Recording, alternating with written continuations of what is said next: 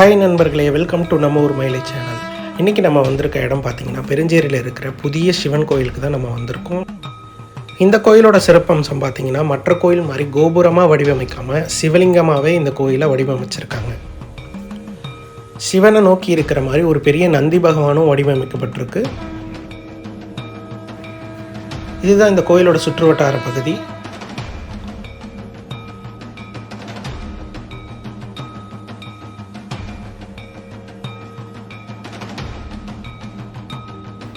அப்படியே சிவனை கைகூப்பி வணங்கிட்டு நம்ம சந்நிதி நோக்கி நகர ஆரம்பித்தோம்.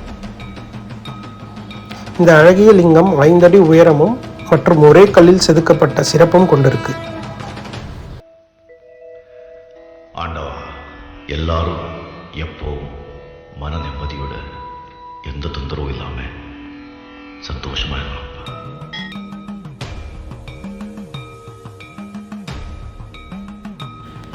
வேலைப்பணிகள் இன்னும் தொடர்ந்து நடந்துட்டு தான் இருந்துச்சு. உள்ள சாரங்கள்லாம் இன்னும் பிரிக்கவே இல்லை. இன்னும் வேலைகள் முடிவடையலைன்னு நினைக்கிறேன்.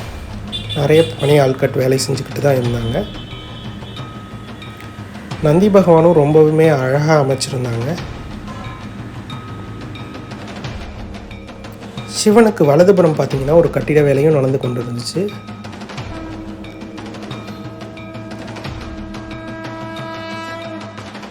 இந்த பக்கம் பார்த்திங்கன்னா மர வேலைகள் நடந்துகிட்டு இருந்துச்சு. அந்த வேலையாட்களுக்கு ஒரு பகுதியில் சமையலும் நடந்துகிட்டு இருந்துச்சு.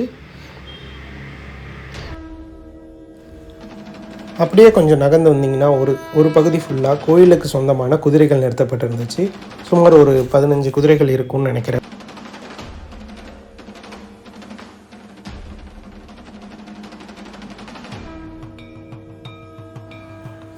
கோயிலுக்கு வெளியே ஒரு காவல் நாயும் கட்டப்பட்டு இருந்துச்சு.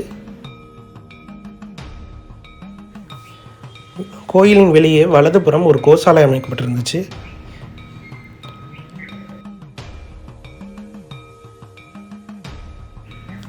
அந்த கோசாலையில் சுமார் ஒரு 50-60 மாடுகள் இருக்கும்னு நினைக்கிறேன். நல்ல பராமரிப்போடு பார்த்துட்டு வந்துட்டு இருந்தாங்க.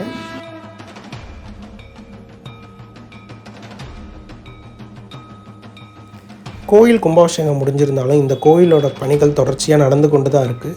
இந்த பணிகள் முடிவடைஞ்சதும் இதுவும் ஈஷா கோயில் போல் மக்களால் ஈர்க்கப்படும் நான் நம்புகிறேன்.